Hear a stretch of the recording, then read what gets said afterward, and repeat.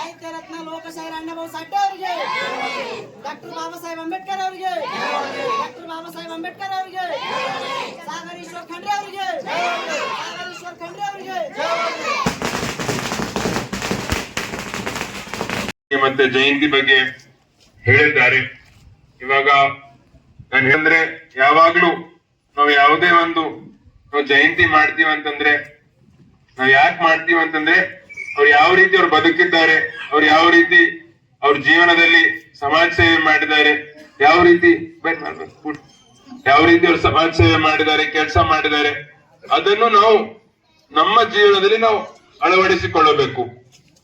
ಇವಾಗ ಅಂದಿನ ಕಾಲದಲ್ಲಿ ಅಣ್ಣಾಭಾऊ ಸಾಠೆ ಅವರು ಯಾವತ್ತು ಸಮಾಜದ ಪರವಾಗಿ ಅವರು ಕೆಲಸ ಮಾಡ್ತಾ ಇದ್ರು, ಸಾಕಷ್ಟು ಅವರು ಸೇವೆ ಮಾಡಿದ್ದಾರೆ. ಅದೇ ರೀತಿ ನಾವು ಕೂಡ ನಾವೇನ್ ಮಾಡ್ತೀವಿ, ನಾವು ಯಾವುದೇ ಒಂದು ಕೆಲಸ ಮಾಡಿದ್ರು ಕೂಡ ಈ ಕೆಲಸ ಮಾಡ್ರು ನಮಗೇನ್ ಸಿಕ್ತು ಅಂತ ನಾವು ವಿಚಾರ ಮಾಡ್ತೀವಿ. ಅದ್ರ ಬದಲಾಗಿ ಅದ್ರ ಜೊತೆ ಶಿಕ್ಷಣಕ್ಕೆ ನಾವು ಇನ್ನೂ ಜಾಸ್ತಿ ಮಹತ್ವ ಕೊಡ್ಬೇಕಾಗ್ಯದ.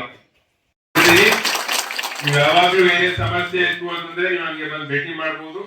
ನನ್ನ ಕೈಲಾದಷ್ಟು ನಾನು ನಿಮ್ಗೆ ಸಹಾಯ ಮಾಡ್ತೀನಿ, ಹೆಲ್ಪ್ ಮಾಡ್ತೀನಿ, ನಿಮ್ ಜೊತೆ ಇರ್ತೀನಿ, ನಿಮ್ ಕಷ್ಟ ಸುಖಗಳಲ್ಲಿ ನಾನು ಭಾಗಿಯಾಗ್ತೀನಿ ಅಂತ ಹೇಳಿ ಮತ್ತೊಂದ್ಸಲ ನೀವೆಲ್ಲರೂ ನಮ್ಗೆ ಒಳ್ಳೆ ರೀತಿಯಲ್ಲಿ ನಮ್ಗೆ ಆಹ್ವಾನ ಮಾಡಿ ಜಯಂತಿ ಆಚರಣೆಗೆ ನೀವು ನಮ್ಗೆ ಕರೆದು ನಮ್ಗೆ ಮಾತಾಡಕ್ ನೀವೆಲ್ಲರೂ ಅವಕಾಶ ಮಾಡಿಕೊಟ್ಟಿದ್ದೀರಿ.